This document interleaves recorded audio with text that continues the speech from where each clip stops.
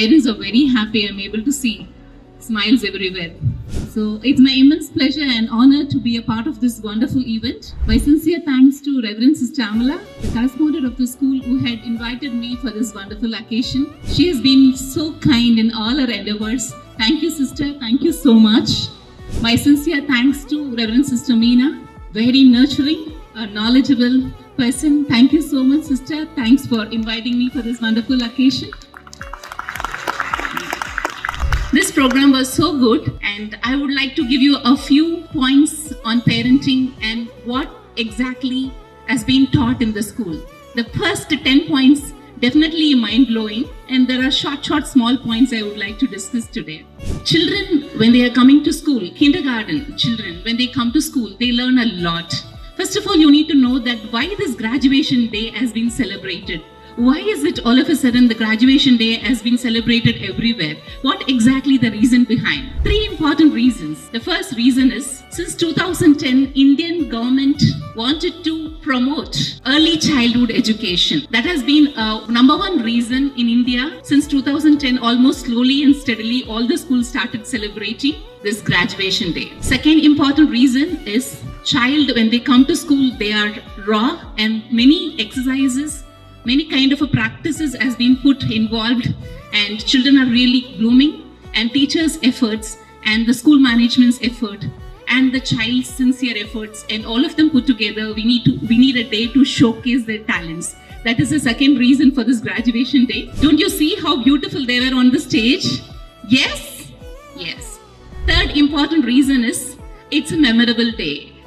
School management and also everyone wants to have the nurturing, a lovely moment in their life. The photographs, what they have taken today, will be there forever in your family photos. Aren't they? Yes. So these are the important reasons, first of all, for conducting this graduation day. So we are very proud, and we are really thankful to the school management for made this day possible for all our parents. On behalf of the parents, I sincerely appreciate and thankful to the school management. Let us give a big round of applause to the school management who have done this successfully.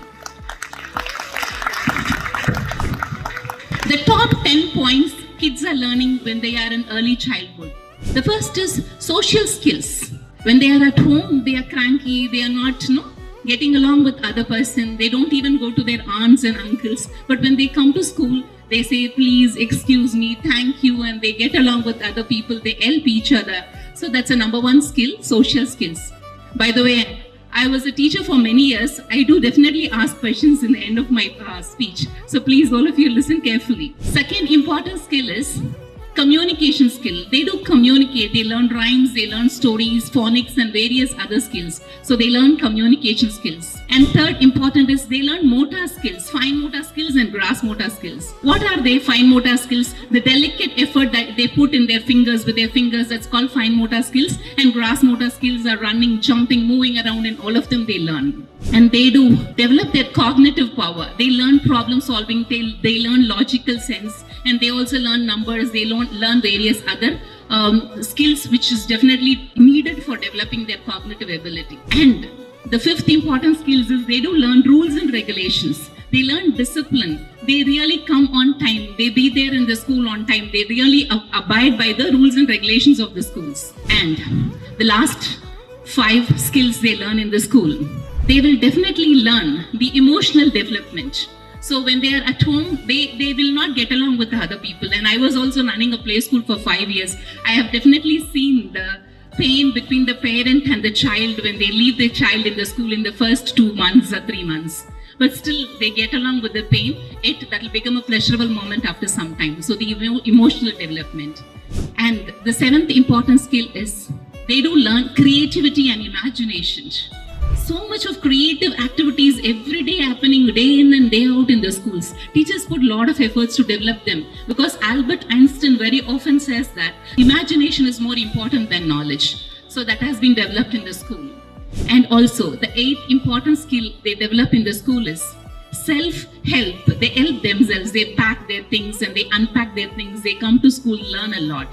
9th important skill they learn is, they learn the exploring ability. They try to explore their world. They definitely understand what's moving around, what's going around.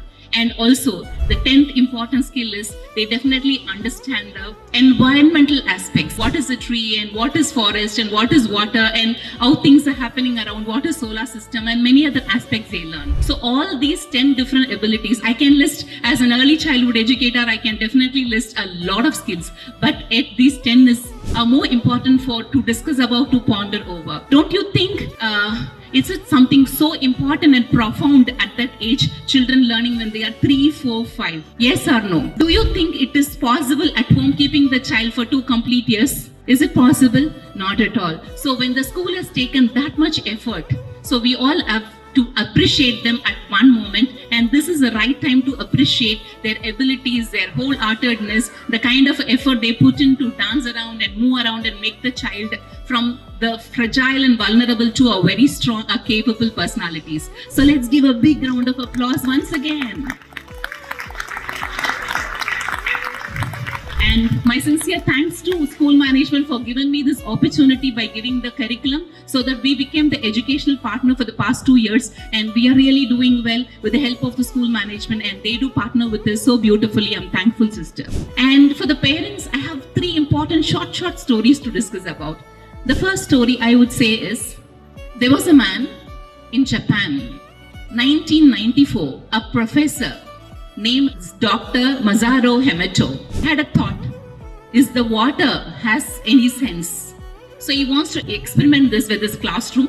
So he divided the classroom into 2. The first set of students were given 5 water bottles. The second set of students were given the next 5 water bottles. And the first set of students were asked to speak positive words. The second set of students were asked to speak negative words, keeping the water bottles right in front of them. The first set said, happy, fabulous, love, compassion, dedication, I'm really doing well, service-minded, lot many. The other set of people started saying, fool, I'm not capable, and something or the other with all the negative words. This professor wanted to really experiment, so he just brought all the 10 bottles and kept refrigerated them for 2 days, a couple of days. After that, he just kept the water under the microscope, and he was shocked to see the water which was spoken with the positive words had a beautiful symmetrical molecular structure. The other water was completely distorted, it doesn't have any shape at all. Then he identified water as power. A body made of 70% of water. So parents, please do understand from now on, whenever you speak with your child, water has power. It can heal, it can help, it can definitely hurt. So always be positive, speak positively, and give them all healthy food and make them drink water. Above all, I would like to emphasize one single point is always speak with them positively no matter what you are going through, because they are children of God and it's our responsibility to look after them. Second important aspect I would like to say that comparison. Do you all like comparison? Do you all like comparison? If someone compare you with somebody else, would you love that? If your husband says, if that person is good and this person is good, and do you like if your wife says always with somebody else and comparing, would you like that conversation? Nobody likes. Similarly, children also don't like comparison. So don't compare your child with another child. But I teach you a positive comparison.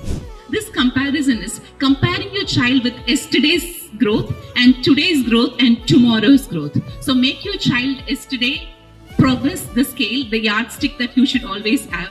And you should always have determined certain qualities to be done for today and also for tomorrow. By doing this positive comparison, your child will definitely enhance in their future. Because we are no longer living in the information age, stone age and different age. Now we have just gone to, according to Dr. Daniel Pink, and he says that we are in the conceptual age. So what does it mean? That it is a right order thinking. So left order thinking is gone. Knowledge givers are gone. Now that we are coming with empathy, we are coming up with a lot of meaningful life. So for this lives, and this comparison will now no longer going to help you out. And third, a very short, crisp story I'm going to say before I would conclude. This point was something so meaningful and profound I felt. There was an old man in a village. He had no money. All of a sudden, in the satellite, they found that this particular person's house is full of oil. So they wanted to buy this house.